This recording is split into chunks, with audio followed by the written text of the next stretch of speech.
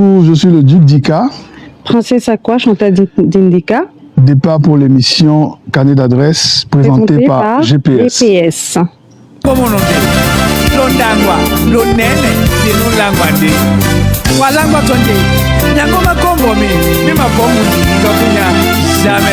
Jamais de la vie.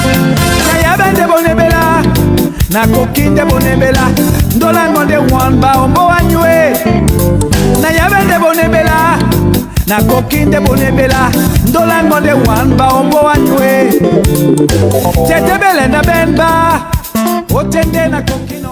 Voilà, mesdames, messieurs, nous avons sur notre plateau les organisateurs du festival Massaka qui va se dérouler le 13 juin ici à Paris. Ils vont nous détailler vraiment ce grand programme avec Queen. Hein. Ah oui, ce grand programme, ce beau festival qui semble déjà royal au vu des outfits des invités.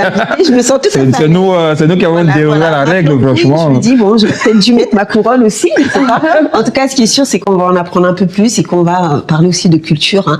Voilà, donc on est bonsoir prêt. Et bonne arrivée sur notre plateau. Bonsoir, le duc. Bonsoir, monsieur, madame. Bonsoir, princesse. Bonsoir. Bienvenue sur notre plateau. Alors, vous allez parler de vous d'abord, puisque les téléspectateurs aimeraient bien savoir qui est le duc, qui est la princesse. On commence d'abord par vous. Qui est le duc. Merci pour l'invitation au nom du Festival Makoma Kabana Sanja. Je suis Duc Dika d'Intone. Je suis un jeune Douala, Sawa, qui est né et grandi à Bonantone d'Aïdo, qui est l'un des villages composants du canton d'Aïdo. Et nous avons un nom vulgaire qui est dénommé Rond-Point d'Aïdo, hein, qui est le centre et l'entrée de la ville de Douala. Donc, je suis installé en France il y a une dizaine d'années. Je suis promoteur traditionnel et non culturel parce que j'aime bien la dénomination de tradition. Je suis très investi dans nos us et coutumes, dans la transmission. Je me donne pour être un influenceur qui cherche pour aussi impacter la jeunesse. Je pense que jusqu'ici, pour le moment, ça va. Et en même temps, je suis permanent aujourd'hui culturel auprès de l'ambassade du Cameroun. C'est-à-dire que nous avons des activités à l'échelle nationale et internationale que nous pilotons pour le drapeau à l'international. Voilà. On va aussi prendre connaissance de cette ravissante dame. Ah oui, hein. Moi, c'est Chantal d'Indika, communément appelée Princesse Akwa, parce que je viens de la lignée royale du canton Akwa, à Douala au Cameroun. Je suis maman de 4 enfants.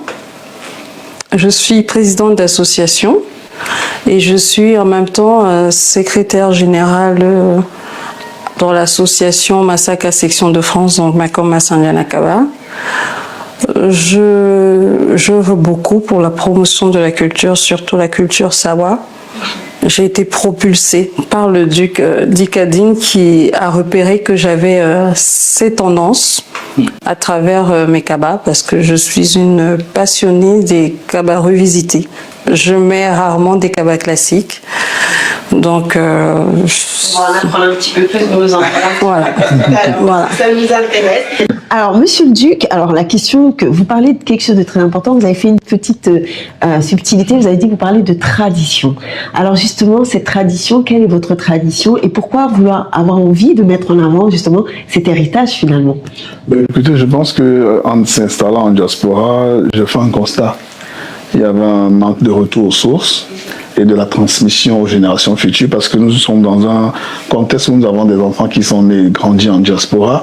Je parle beaucoup de tradition et non de culture. C'est vrai que la culture englobe tout, mais je suis très ancré dans nos us et coutumes et surtout la transmission.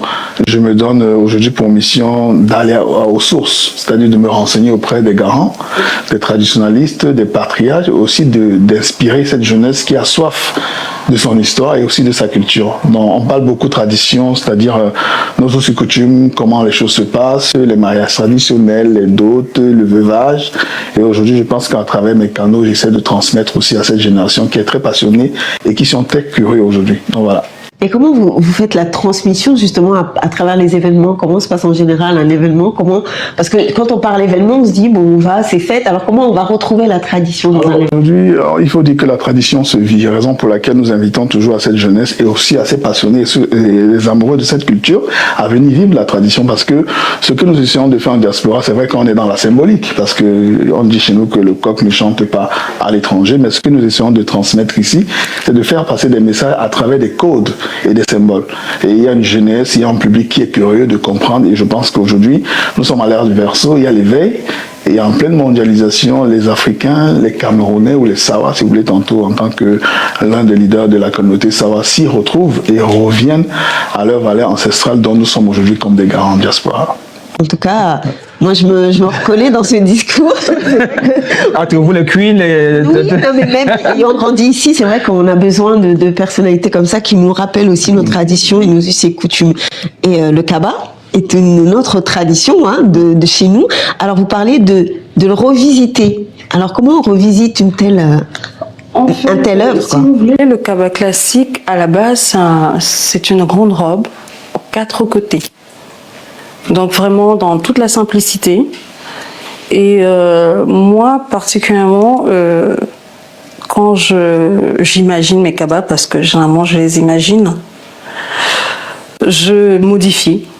Ça veut dire je ne respecte pas les codes des 4 côtés ou autres. Je vais rajouter des artifices, je vais le rendre, on va dire, extravagant si vous voulez. Et je vais apporter ces petites touches d'originalité et de modernité. D'accord. Parce que ce que je fais entre les deux, si vous voulez, je vais imaginer des créations où je vais dénicher des pièces uniques. D'accord. Alors comment la mode et la tradition se rencontrent et comment on mixe tout ça? Je pense que c'est l'esprit déjà du festif de l'association Makoma Kamasanja. Et c'est le message dont je veux passer à la jeunesse.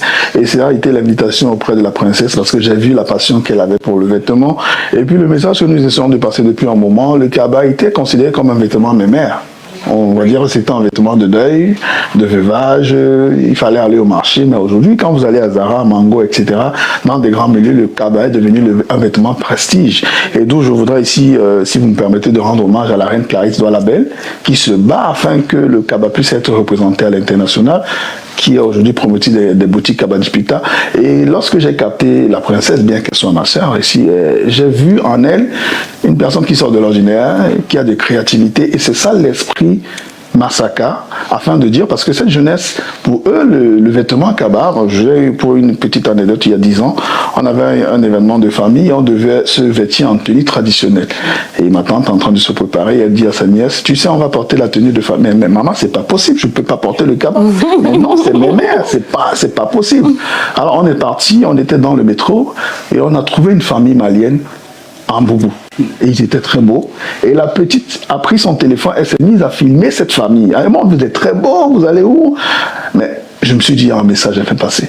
Mais toi, tu ne te reconnais pas dans ton kaba qui fait ton identité, mais tu es en train d'apprécier les Maliens. Et c'est là le déclic. Et moi, je me suis dit, il fallait faire quelque chose. Donc, pour la petite histoire, le festival, l'association Makoma Kamasanja, elle a 10 années de vie. Mais au-delà de ces activités associatives, on s'est dit, il fallait une journée qui est dédiée aux vestimentaires et qui ne se renferme pas que au kaba mémé. Et raison pour laquelle aujourd'hui, nos tenues d'apparat sont révisitées.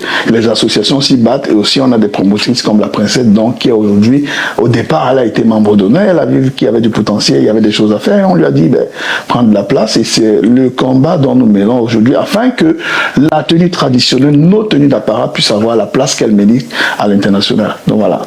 Ah ouais, ça c'est vraiment louable et c'est une bonne chose puisque voilà, on est toujours à l'étranger, on oublie souvent nos racines et voilà, à travers le duc toujours à chaque fois qu'on l'invite, même si c'est n'importe où, même quand il passe sa baguette de pain, il est toujours traditionnellement vêtu. Voilà, c'est normalement moi je sais devais me vêtir, mais bon, mais nous on a manqué la règle de la cuisine.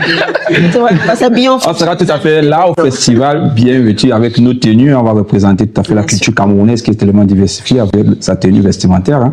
On sera là. Alors, parlez-nous le fait de vouloir valoriser cette tenue, cette culture-là. Camerounais, par exemple, c'est très bien que vous êtes engagé aussi auprès de beaucoup de choses, que vous êtes un peu partout quand on parle de la culture camerounaise. Parlez-nous un peu de ce projet qui arrive, qui est le Makassa du 13 juin. Le Makassa, c'est un festival, c'est un rendez-vous des cultures de chez nous, de la diversité et aussi de brassage de culture. C'est pas un événement qui se renferme au Sawa. Il est organisé par les Sawa, mais il est ouvert. Hein. Je pense qu'on a eu à organiser la première édition. L'idée de la journée du Masaka, c'est de parler de la culture, l'art culinaire, musical, la diversité, les communautés de chez nous, le vivre ensemble et aussi de penser à l'entrepreneuriat. Parce qu'il s'avère que dans pas mal de nos événements atypiques culturels, d'aucuns ne pensent que de manger et boire, mais au sein de ces événements, on peut se créer des ponts, des liens, et aussi à penser des réseaux, justement, et même des lobbies, si vous voulez. Donc le Festi Masaka, qui s'est tenu déjà dans la ville de Sarcelles, qui a regroupé près de 2500 à 3000 personnes, déjà est un festival affilié dans les activités communautaire de la ville de Sarcelles. Mais bon, nous sommes dans un esprit de le faire déplacer. Cette année, nous sommes à Port-Mali. La princesse a l'honneur d'être à la tête avec toute une équipe derrière. Guy Alexandre Mambo qui n'est pas là, Adèle Ekedi et bien d'autres qui sont des moteurs de cet événement. Il faut dire que pour cette année, nous avons eu l'honneur d'avoir pour parrain le roi Djamil Madiba Songé, qui est aujourd'hui vice-président du Ngondo et qui a une kyrielle de monarques qui vont faire le déplacement, qui vont partir du Bénin, qui vont partir de la Côte d'Ivoire, qui vont partir du Congo. Et l'idée, c'est de venir aussi créer des liens avec la diaspora. Parce que, vous savez très bien, dans nos valeurs ancestrales ou bien dans nos monarchies, il y a quand même une barrière entre le monarque et les sujets. Et nous, on essaie de se rapprocher de nos pères. Et à travers le festival, nous avons toute une délégation de monarques, près d'une vingtaine, qui vont faire le déplacement, qui seront au festival à l'occasion, à partir du 8 juin. Il y aura les délégations qui vont venir et puis le 13 juin, c'est l'apothéose. Mais pendant la semaine de Masaka, du 8 au 13, nous avons des activités. Nous allons visiter le musée Quai Branly Jacques Chirac. Vous savez qu'il y a une exposition africaine et un grand talent du Cameroun qui est Imana ici qui expose. Et l'occasion pour nous d'aller faire visiter à des monarques que voilà notre vêtement, voilà notre textile, voilà ce que fait l'Africain avec Cameroun. Et autour de ça, on a toute une semaine d'activités, mais à la journée phare, l'apothéose, c'est le 13 juin, d'où on invite toutes les communautés. Alors, pour cette année, la première édition également, nous avons eu la communauté ECAM, parce qu'on fait cette ouverture pour le bassin de culture pour ne pas se renfermer qu'à nous. Parce qu'en même temps, il y a un message de diversité, de tolérance et du vivre ensemble dont nous devions prôner. Et alors, pour l'année dernière, il y avait la communauté ECAM qui était nos autres. Et cette année, la communauté d'honneur, c'est la communauté Bamoun de France. Et autour de cette communauté, il y aura beaucoup d'activités, l'immersion des communautés, le jumelage, le bassin de culture, l'animation, les danses traditionnelles, afin d'envoyer un message que nous sommes un peuple un.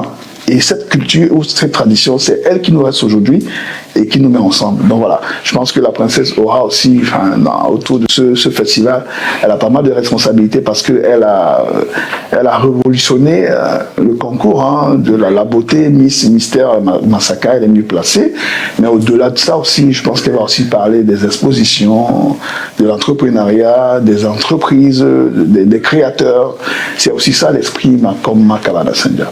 Voilà. Et quand on voit votre engagement, c'était un manque qu'il y avait actuellement à la diaspora, le fait de se renouer avec notre culture, c'était un manque qu'il y avait que vous êtes venu combler? Je pense qu'au niveau du manque, je vais devoir rendre hommage aux aînés, les vieux de la vieille. Je vais appeler ici les Diadia, Samuel Ebanda, Gamou, Elbiaz, Christian Djemba, Aïcha Sol.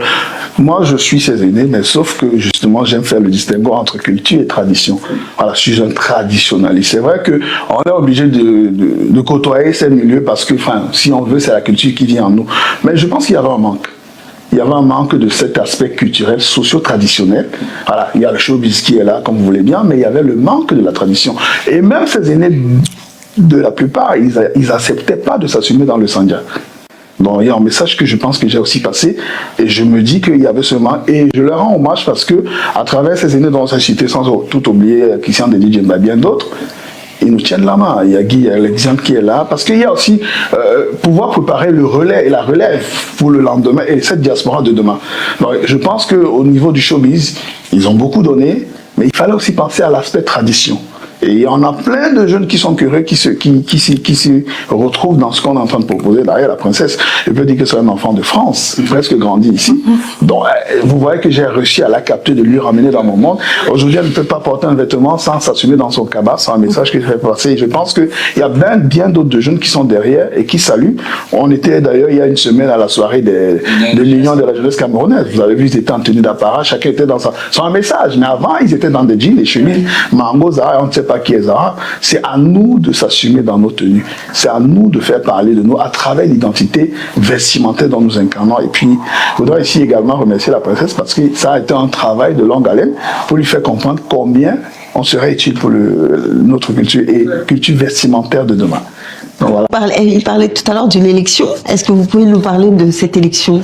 Donc, pendant le festival, lors de la soirée, il y aura une élection Miss et Mister Masaka 2026. En fait, ce sont les ambassadeurs et ambassadrices du Masaka, ceux qui vont porter haut et assumer haut cette tenue vestimentaire, ce kaba et ce sandja pendant 2 ans, qui vont justement œuvrer, parler de ça, parce que je pense qu'une fois qu'on est nommé, on est choisi ambassadeur ou ambassadrice du Masaka, ça veut dire partout où on sera appelé, il faudrait que ces personnes assument fièrement leur tenue, qui est le kaba et le sandja, qu'ils puissent vanter ça, qu'ils puissent porter ça avec élégance et surtout en parler avec éloquence.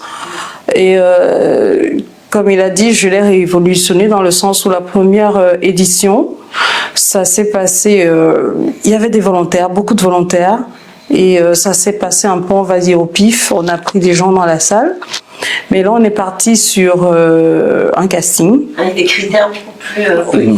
Oui, plus précis et moins rigoureux, parce que la première édition, quand même, on demandait aux personnes de parler, voilà. Et il s'est avéré qu'il y a des personnes qui sont passionnées par le vêtement, mais qui ne savent pas forcément, voilà. Donc on a ouvert la porte, on a cassé cette barrière-là, et on a fait appel à beaucoup de créateurs. Révolutionné dans le sens où ce sera comme un cabaret revisité, donc il y aura des défilés, il y aura des présentations de marques, et après il y aura la révélation de l'ambassadeur et de l'ambassadrice. Alors vous disiez tout à l'heure en introduction, en vous présentant, vous étiez maman de 4 enfants. Oui. J'imagine que c'est pour vous une fierté aujourd'hui que vos enfants qui ont été élevés ici vous voient et puissent... que vous puissiez leur transmettre cette tradition. Oui, c'est une grande fierté pour eux parce que déjà, mes enfants savaient, maman elle est princesse. Mais maman était, parce que je suis passée, je vais dire, du style, GPS on connaît, je suis passée du style chic glamour au style kaba chic, si vous voulez. Donc, du coup, ils sont fiers dans le sens où, pour eux, pour une fois, on voit maman dans son allure de princesse. Oui. Mais à chaque fois, ils ont tendance à me dire, mais tu ressembles pas à mamie, tu ressembles pas, voilà. Donc, c'est un peu ça. Donc, c'est une fierté, même pour moi-même, parce qu'aujourd'hui, j'assume, j'arrive plus à porter un autre vêtement. J'arrive plus à porter un... Oui, j'arrive plus. Et peut-être même plus femme, et plus femme africaine, quand vous êtes dans une tenue traditionnelle. Je me sens plus femme, je me sens plus fière, surtout. Surtout ça. Parce qu'avant, c'est vrai, j'ai jamais été du style extravagante à exposer mon corps, mais je me trouve plus classe aujourd'hui à couvrir mon corps, en fait. Donc, c'est... Et pendant le festival, vous savez que moi, j'aime trop la tradition. Est-ce que moi, je vais venir ce jour-là apprendre quelques mots? Quelques mots de la langue, quelle que soit la langue Bamoun, quelle que soit la langue Douala, est-ce que je vais pouvoir venir? Est-ce qu'il y a un atelier de langue qui sera précis ce jour pour pouvoir le faire? Justement, parlant de l'atelier, c'est très riche. Déjà, il faut savoir qu'il y a tout un espace pour les enfants de 0 à 14 ans. Nous avons prévu une garderie parce que dans l'esprit de nos événements communautaires, on a vu que les enfants étaient lésés. Voilà, on les ramène, d'après ils n'ont pas d'activité, ils se retrouvent dans la tablette en train de regarder des films indiens, ils s'occupent, des fois ils appellent ils sont partis parce qu'ils ne se sont pas impliqués. Donc pour cette année, ça vient aussi justement du projet de la princesse. Donc nous avons tout un site pour les enfants, les jeunes, une fois ramenés les jeunes, on leur récupère, on leur donne des tickets et des numéros de parents qui s'échangent. Et au sein de ce site, de leur espace enfants et jeunes, il y a des activités traditionnelles, des animations anciennes, comment ça se passait, les jeux enfants et aussi la langue, dont il y aura des accompagnateurs et aussi des moniteurs qui vont encadrer les jeunes. Donc pour dire ceci, le festival n'est pas que manger, boire et danser, il y a aussi de la transmission, raison pour laquelle le thème parle de l'héritage, qu'est-ce que nous avons comme héritage à transmettre, et le métissage. Et je dis souvent en doctrine, le métissage n'est pas que la peau, on parle aussi d'un métissage de culture, parce que ces enfants qui sont dotés aujourd'hui de la culture française, européenne, ont aussi la grâce d'avoir une double culture africaine dont nous incarnons.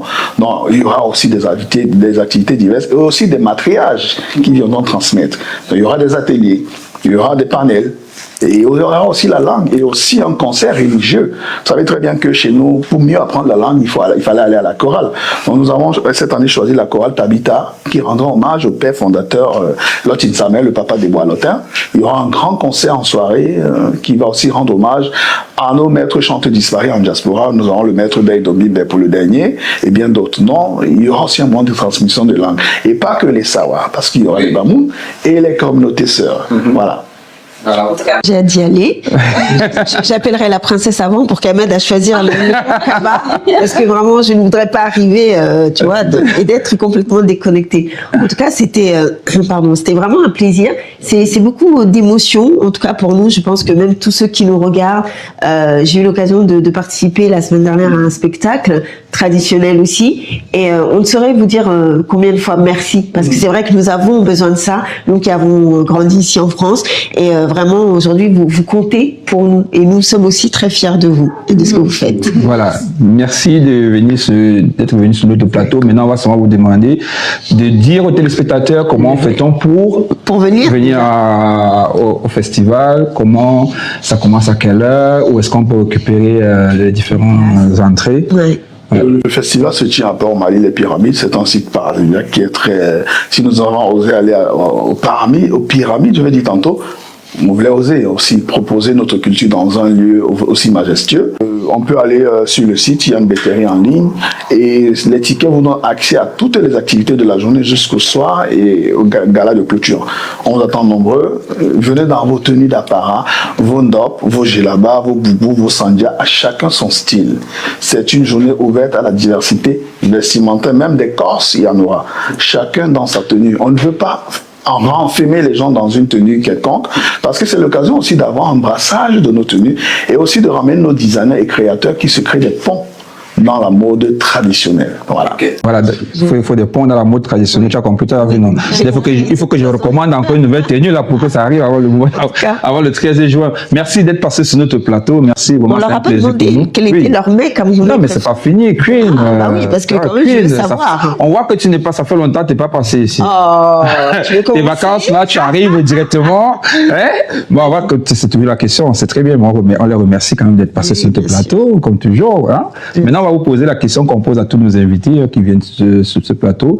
Quel est le mets? On va commencer par la princesse, monsieur le duc, si vous me le permettez. Je commence par la princesse. Quel est le mets camerounais que vous aimez? Je vais être sincère. J'aime bien le ndolé, mais alors je préfère le foufou sauce gombo.